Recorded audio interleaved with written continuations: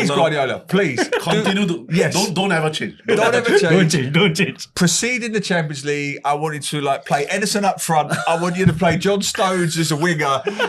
They'll never see it coming. They'll never see it coming.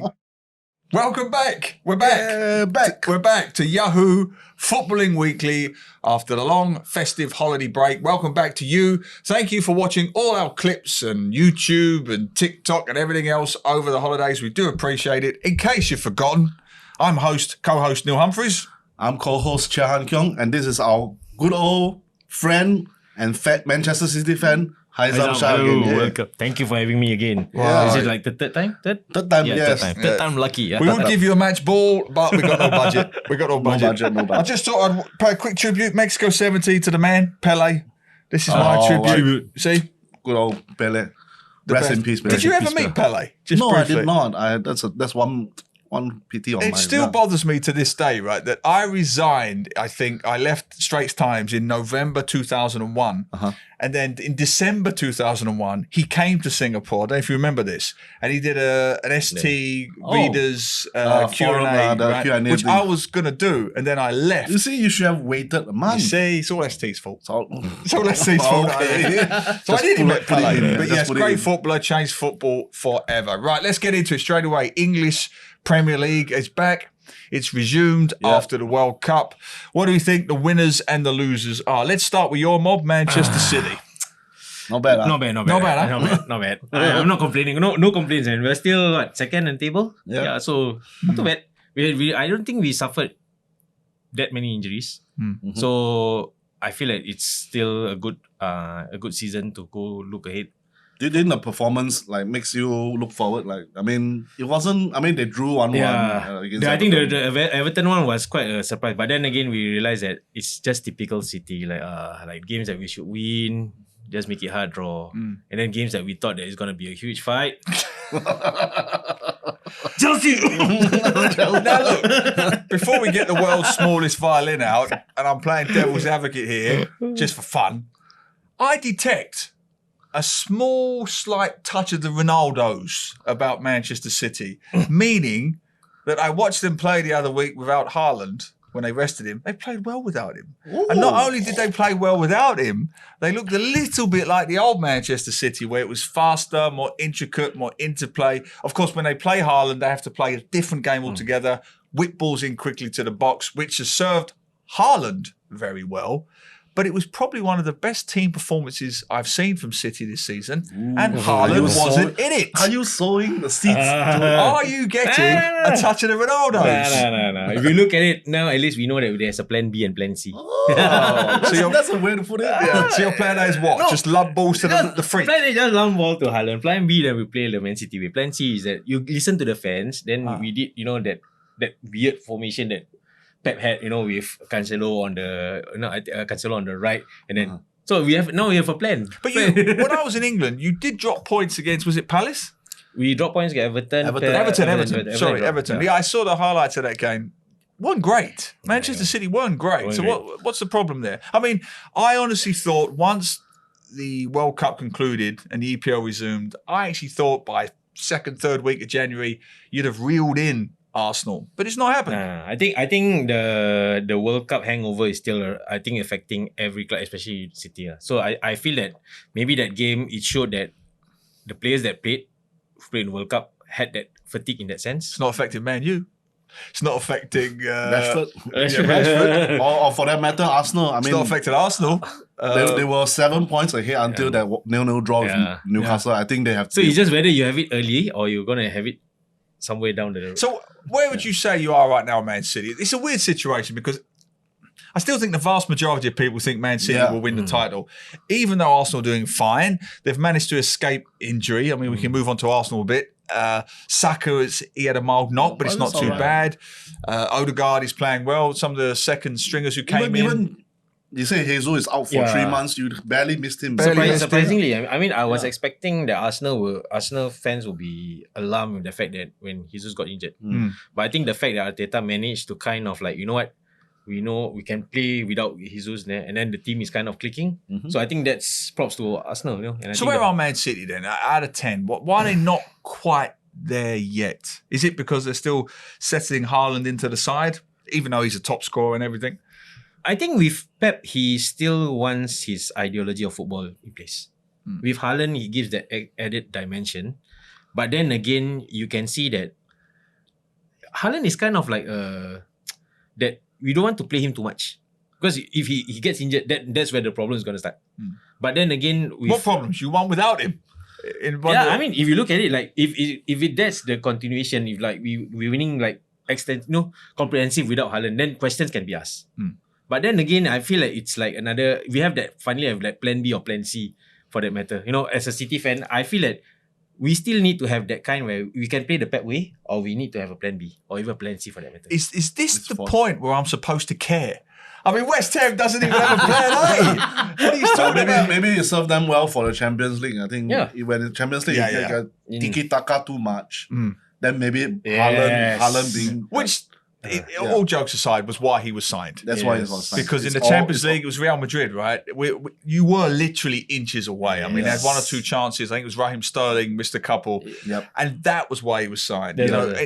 When it gets to that elite of elite levels, it's the nth degree that's going to win you the game. I don't think Man City are giving too much care about the Premier League for what I feel. I feel like, if we win. But I think the Champions League, I think the 100%. 100% Champions League is definitely the main course here. That's why Guardiola was brought in. They were winning leagues before he arrived. Even he said it. I think he said it in pre-season or recently, right? Before Christmas. Champions League is... he must deliver the Champions League. Well, I wrote a piece, didn't I? A sort of a light-hearted piece for Yahoo. I want Man City to do well in the Champions League because Pep Guardiola loses his mind.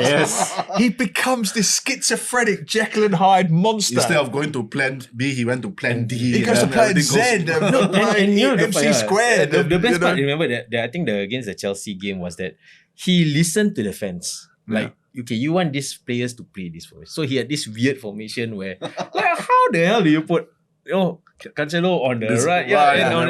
Then suddenly when it didn't work, and then when he changed back to his favorite formation, things clicked. Then he had that excuse that, you know what?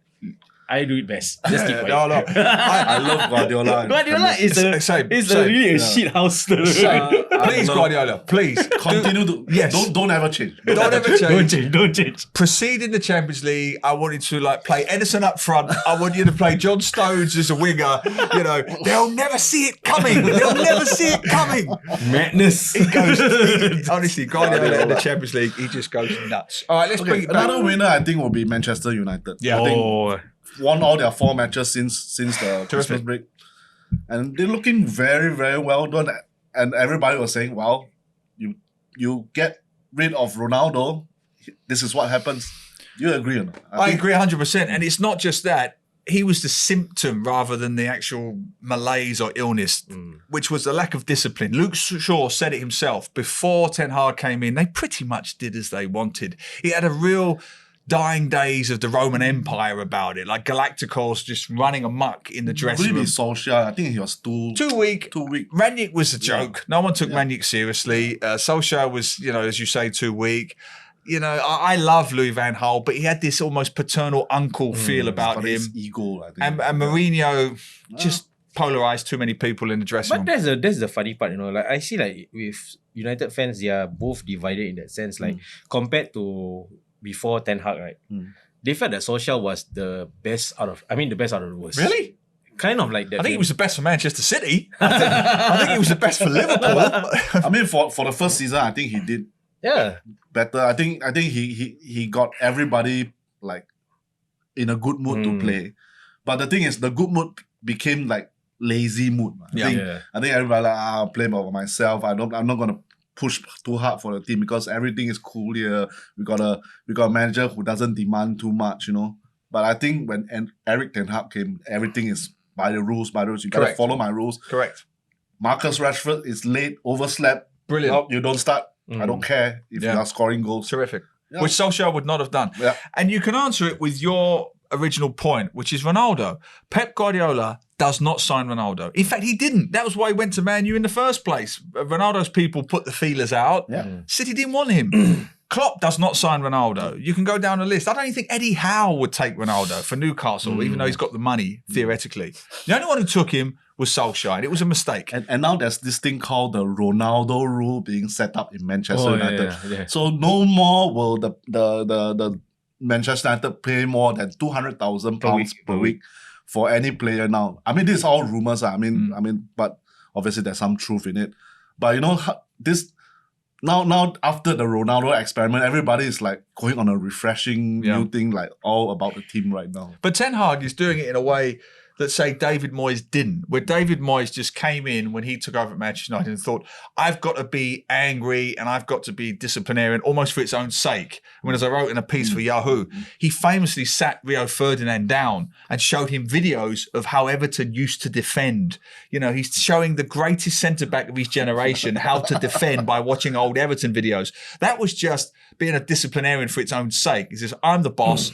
And everyone just went, go away. No one took him seriously. Whereas Ten Hag has come in much more studious, much more methodical. I have a clear, succinct plan, and this is how it's going to happen, and these are how you are all going to fit in it. And it's working beautifully.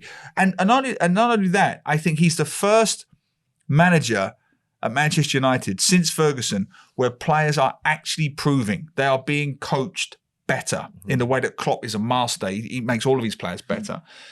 Rashford is a better footballer now. Klopp is a better... Shaw. Where did I compare Shaw to Klopp? Shaw is a better footballer now. His confidence is returned. But on the flip side to that, despite Harry Maguire being a bit of a cheeky chappy in England, when I was there, they like Harry Maguire when he's playing for England. He doesn't care. Ten Hag doesn't care. He has not made him a regular again. He's already fallen the pecking order, and there were rumors about Aston Villa is in for him. Yeah, I heard that. So, but the temptation would have been, well, he's had a good World Cup. I'll put him straight back in. No, he doesn't fit. What we had before works better. I'm not changing. Yeah. That's a very Ferguson mindset. Exactly. Who do you think are the winners of after the World Cup? Which teams do you think have won? Sort of are winning after the World Cup? Let us know. Yep. At Yahoo Southeast Asia on YouTube, Yahoo SEA on TikTok, and Yahoo SG and Yahoo_MY on Twitter. See, you just remembered it, man. Like 2 weeks, I'm still there. 2 weeks, I'm still there. Right, should we do some losers? Losers? Let's have a look at losers. I'm going to kick things off. Chelsea. Because I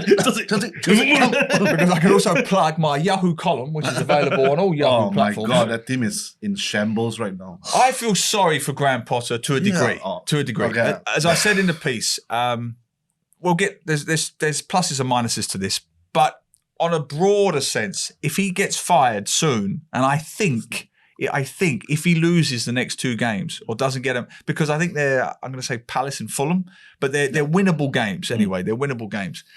He's going to be under real pressure, despite what the American owners say, right? That's the first thing. Now, if he does get fired, where else is a young up-and-coming English manager going to get an opportunity like that again? It's not going to happen. Elite clubs are going to fall back to the tried and tested and go back to the Potocchinos and the Tuchels, the international managers who get to establish their craft at elite clubs in Europe in a way that British managers just don't. Young English managers are never going to be given jobs at Bayern Munich or Real Madrid or Paris Saint-Germain. It just doesn't work that way. They don't speak any other languages for a start. That's part of the problem. So it has to be a fluke situation like it was for Potter at Chelsea. And if he gets fired, it's going to send a terrible message to young English managers, really. Yeah, but it's quite sad that last time when we said they don't hire British managers because they don't have the tactical sense, they don't have the tactical maturity as continental managers. Yep. They are just rah-rah, more motivational kind of managers, but Graham Potter or even Brendan Rodgers, for that matter, they are tactically sound managers. He's a good manager. Yeah, and now they still couldn't succeed in top clubs, top England clubs. Yeah, and that's why I feel sorry for Potter because he inherited this squad. Yeah, that's the thing. I don't want him to be sacked. I would say at least give him this transfer window and the next 5 months to see what he can do, right? Because he inherited an absolute schizophrenic basket case. I don't know what he was smoking, Thomas Tuchel, before he left the club. I don't know what the new owner Burley? Todd Burley? Yeah, Todd Burley was doing. I don't know if he was buying the players. I don't know if your friend off Apple TV was buying the players. What's his name from Richmond? AFC Richmond. I forgot his name. Ted Lasso. Ted Lasso. I was beginning to think Ted Lasso was buying the players with Burley, right? Burley? Whatever it was, they spent, I think it was 200, 300 million 344 million. on a squad that is somehow more inferior to the one that won the Champions League under Thomas Tuchel just a year plus ago, right? So how you've spent 300 million and made a squad worse is beyond me. But that's the truth. They bought Raheem Sterling, which I'm not sure about because I still don't think he can lead a forward line. I still don't think he's reliable enough up front. They don't have enough goals in their team. They've got a very aging back line. Obviously, they lost And key they got players. underperforming Kai Havertz and Hakim Mason Mount is Ziyech. struggling a bit. Yeah, Mason Mount struggling. Everything's wrong there. Now Kepa is back in the squad. Yeah, well, that's the problem for Potter in the sense that he's known to be a good coach. He was great at Brighton. What we said earlier about Ten Hag, he makes good players better. Havertz, Ziyech, Moroccan, they've come back after good World Cups. And they just... Kovacic, Kovacic. Croatian, right? They've come back and they are pale imitations of what they were at the World Cup. That's on Potter. That's on the training ground. That has to be fixed soon because otherwise he is going to run out of excuses. If he doesn't make his, World Cup returnees return to the form that they had at the World Cup, then he's got a problem. Yeah. What do you think, my friend? You played them. You just battered them. 4-0. The thing with Chelsea is that I feel like it's just the owners playing Football Manager of FIFA. Yeah. Ted Lasso. Yeah, it's Ted Lasso. The coach is just for him is like the puppet. That's Like, why there's this current Chancellor Roman will have sacked you now. Yeah, and they were chanting for Tuchel as well, weren't they? Yeah, they were chanting for Tuchel, and which is very humiliating. Yeah, it is. Very So I humiliating. think the problem with Chelsea is that that philosophy and ideology of the club is there's no existence of it. If you look at it, like they bought Raheem Sterling, they gave Lukaku out of loan. What kind of philosophy are you talking about here? Well, Roma's philosophy was just, I will keep firing until I win. Yeah. I don't know if the new guy's going to do that. And whatever your thoughts on Roman Abramovich, and I've got plenty, it did work to a degree. Let's put it this way. Like for what Roman did, right? How many titles have Chelsea won? How many? 4 or 5, isn't it? Champions League, One. Two Champions Was it League. Two Champions League. Tuchel with Tuchel. So I mean, if you look for Chelsea as a club, like Roman, Roman as an owner did way better than what the other owners did, the current owner, or even the previous owner. Of course, I've only been there 5 minutes, but yes, I take your point. Yeah. So the thing is that if you're looking at the current owner trying to do like they feel like he can do a Roman, then I think it's really a tall dream to order. Yeah. Like you're sacking Tuchel after winning the Champions League. Like what rubbish is that? Yeah. Like just because he doesn't fit your ideology, I want Ronaldo, but I do not want Ronaldo as nonsense. It's like you're working with an erratic owner. I'm sure something's got to give. Well, speaking of owners, let's get our hankies ready for him over there. Oh, the MSG. It's Liverpool time. It's that time of the show where we talk about the decline of a once great club. Can I get this? Yes, and because we're talking crisis, owners, of course, contemplating a full sale or a partial sale, which I do think must be having a bearing on their situation. I but heard we'll get to I that. saw online that the Qatar investment are thinking of buying Liverpool. So go on, you go first. Liverpool, come on. Struggling, yes. We'll get the strings out. I'll be honest, they are struggling, and it's very evident to the fans that a lot of fixing needs to be done for the midfield because it's aging, it's malfunctioning, it is running on fumes. But we can even if we are thinking of getting Jude Bellingham in the summer, it's not he won't be the fix-all. If he comes into a team which his midfield teammates are already declining, what good can he be? But that's the key. That's the core, though, right? Midfield is where your major problems that's are. the funny part. It's like you guys bought Darwin Núñez, then Cody Gakpo. Cody Gakpo. Shouldn't that be invested in the midfielder in the sense of Núñez was meant to be a direct replacement for Mane, right? Mane or Diaz was injured, or Jota was been injured. So, I mean, the jury's still out with Gakpo, but I think. But midfield is a very pressing issue, and then it looks like whatever combination Jurgen Klopp puts out right now, none of it is working as well as it should be.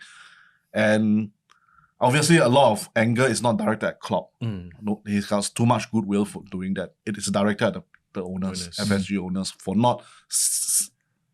not helping Klopp to see that this way. But wow, but there's a lot of changes need to happen. Yeah, I agree with that. But this is where I'm going to get pelters from the Liverpool fans. Are they not being? Are you not being a tad unrealistic in your expectations, in the sense that we've had this conversation before? Klopp is clearly becoming a victim of his own success. He has overachieved for 5 years. We've all seen the net spends, the budgets and so on. He's not even in the top 3, top 4, top 5, whatever it is, of net spends and so on and so on. Right. An ageing great team is in decline. He does not have the money of City, United, Newcastle, or even Chelsea to compete. And I'll just finish that. Is it not better to suggest that for this season, go for the cup? Go for the cup. If you get Champions League qualification... They were almost knocked out on the cup. I was surprised by that, because I wrote the piece saying, just go for the cup. Liverpool have always traditionally been a great cup side, going way back to the 60s. Good reputation in the cups. Have a great day out at Wembley, impress the Qataris or the Saudis or whoever's going to buy them, and then go from there. But other than that, I do think you've got to dampen your expectations a bit. I think that many of the fans are under illusions that our owners have as strong a spending power as the Man City or Manchester United, when in actual fact, I don't think they have that much spending power. Even though they are rich, yes, but they invested a lot in rebuilding the training center, Melwood. They in building the new stands in Anfield, and I think they thought that what they had already invested will carry on some more degrees of success. But this season has shown that because the way we play is with such intensity for the use, the players' lifespan, or for that matter in Liverpool, gets shortened because they just push themselves too much, and Klopp push them to a lot. And that means that, well, Jordan Henderson is breaking down. Fabinho, 27, 28 years old, is breaking down also. Virgil van Dijk used to be such a colossus. Now he's breaking down. So, I mean, a lot of people are breaking out all at the same time, and then that's where this current slump is happening. But then again, this is something that Klopp came into Liverpool having that ideology and philosophy, and the players should have expected. And then it comes back to the question of, are there the right people in Liverpool who kind of like agree with Klopp's way of coaching? I mean, a manager must have a good team behind them. It's a same thing as an organization. But they do, right? I mean, he's had that gegenpressing philosophy in place for about 5 years now. It's not even the gegenpressing is like a new concept. When Klopp came into Liverpool, he brought that style of football. So the players would have known, and I think that's where the partnership between the footballing aspect and the scouting team comes in place. Which is why and that's the reason why it's very funny when Liverpool fans are always talking about, we need this midfield, strengthening. And yet you are having players that come in, striker, and then rumours, striker. And then it comes, the logic is beyond like, it's like, these excuses is like, it's kind of like, you have overused that card. Like you cannot blame Klopp about it. Liverpool comes in, buy a striker. Liverpool comes in, buy as a winger. And then you say like, and we're talking about Darwin Núñez, which I'm not going to touch because Liverpool fans may be salty as hell. Who is it supposed to be replaced? Firmino? Firmino has another 1-2 years, 1-2 season. If you're talking about money, then when you buy Luis Diaz, the scouting team should have did their research in that sense. Like if he's injury prone, then why are you buying? And then you're talking about like strengthening the midfield. I feel that there are players that can play the Liverpool game, but I think the scouting team in Liverpool are not doing their job well. And they're getting the wrong, just because this player is the hot thing of the week or the month, let's go for him. Basically, Liverpool in decline. It's all over. I do not want to say that because It's all over. That's what he said. That's what he said. All things should be directed at him. Yeah, not me. Not me. It's all over, Red Rover. I hope you enjoyed it while it lasted, Liverpool. It's going to go back to the old days where you're looking up at Man U forever after. Oh, just for better fun. All right, let's move on. Before we end this, Big games this weekend. Let's have the predictions. Right, we've got 2 big games this weekend. All derbies, man. Manchester derby, his mob, and the London derby. Let's rattle through. Arsenal against Tottenham. Let's have some predictions quickly. Big game. I'll do it first. I think Tottenham are struggling. I think they've got too many injuries at the moment. Is it Kulusevski's injured? Yep. Good player. Richarlison's out. Lucas Moura's out. Arsenal are flying. I think that's a comfortable win for Arsenal. I think so. I think 2-0 to Arsenal. Sorry, Spurs fans. But I think Spurs are the other side, which is losing after the World Cup. I think Antonio. I don't know how much more patience Antonio Conte has. And also on an emotional level, he's just lost another of his close friends, and all tributes to Gianluca Vialli. Such a terrible loss that was. So he's not in a good place anyway. The team's tired. It looks very weary. Easy for me, Arsenal. You? Want them to draw. I want to draw. Just because. It's not going to happen. Right, let's get to your one. Manchester derby. This is going to be very tricky. I think this is the better match. I think it's going to be a great match. I think this is going to be one of the closer ones. Yeah, I think it's going to be interesting because United coming in with winning last 4 games. I think it's going to be a better spectacle than the Virgin Ten Hag experience had the first derby. They lost how much? How much did they lose? 4-3, something like that. Because Liverpool, United came back. If I because of the penalty. So I think this is gonna be a game for neutrals. Yeah, in that I think sense. it's good fun. Because with United picking up form at home, and I think the fans are gonna come back. Prediction. Come on. 1-1. I think it's gonna be a draw game. No, I think City will still win. I think the biggest issue is at both ends of the pitch. As you said, they've always got Haaland. They've also got a plan B. Man U's best striking option at the moment is Anthony Martial until they get a replacement. I know Rashford cuts inside from the wing, but as a conventional number 9, it's Martial. And as I said in my piece, if you're relying on Martial to score your goals, it's like relying on Donald Trump to win you an election. Maybe they can get Woodward-Hurst, the Burnley striker. No. For me, Man City by the odd goal. I think 2-1, 1-0. But let us know what you think at Yahoo Southeast Asia on YouTube, Yahoo SG, Yahoo_MY on Twitter, and Yahoo SEA on TikTok.